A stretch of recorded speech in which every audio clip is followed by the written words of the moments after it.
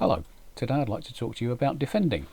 Something I've noticed with young players is that if a piece is attacked in the middle of the board, say, if a knight attacks your knight, very often the instinct seems to be to take.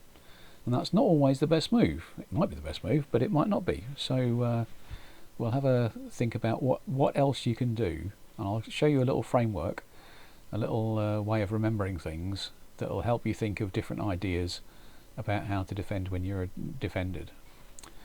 So off we go. Let's suppose that black's pawn on f7, as it often is attacked, and it's being ganged up on by two pieces, bishop on b3, knight on g5, and so although it's defended by the king, it's not defended enough, it's outnumbered. So genuine threat to f7, how are you going to defend? You've usually got four choices, and in fact in this position you have got all four available to you. A is for avoid, ABCD we're going to do, and to avoid the attack, the pawn might move forward one. Now that's the point of this, is not to say that that's a good move. The point is to say ABCD will help you think of that move if you haven't thought about it. So we can move the pawn forward from f7 to f6 and avoid the attack. The second type of defence is to block, and this is less easy to think of for most youngsters, I think. So you don't need to move the pawn, you block the attack, or block one of the attackers, move the pawn from d6 to d5, and it blocks the attack of the bishop, and there's no longer the same threat to f7. So A for avoid, B for block, C is for capture. If you can take the capture, the threatening piece, then all to the good. So sometimes it's not the right move here. It might be avoid, block, capture, and we can take the bishop on b3 with our knight on a5, and again the threat goes away. Avoid, block and capture, ABC. And lastly, you can leave everything where it is, but defend the pawn.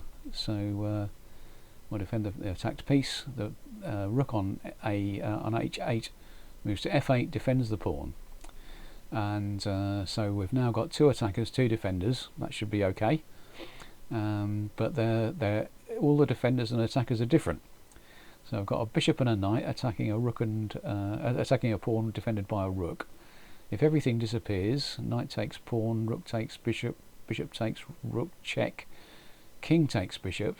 If you do the sums, knight is worth 3 pawns, bishop is worth 3 pawns, is 6 pawns, rook is worth 5 pawns, pawn is worth 1 pawn, that's 6 pawns. So if you looked at the side of the board, that'd be equal, but if you looked back on the board, white's only got 2 pieces out and they both disappear.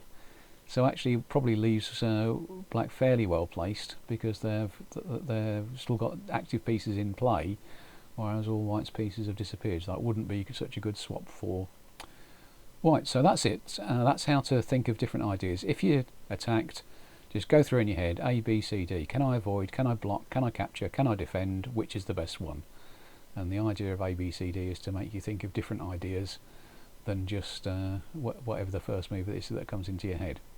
There is a secret ingredient, special ingredient X, which is counter-attack. I can't show you it in that previous position, but here's a well-known position from the two knights defence. White is rather cheekily trying to win your pawn on f7, and the usual move is to block by playing the pawn from d7 to d5, and we'll look at that in a different video. But black in this position it's actually white's move in this position. Black has played the bishop from f7 to c5, saying take the pawn.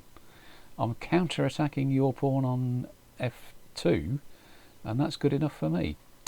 I don't always recommend counter-attacking, because so white attacks you, you attack white, white attacks you again, and now you've got 2 problems to solve with 1 move, and that might not be possible. So counter-attacking, handle with care, but again, something to think about. Sometimes as you get better at chess, that's something you can you might be able to look at more often. Hope you got something out of that. See you next time.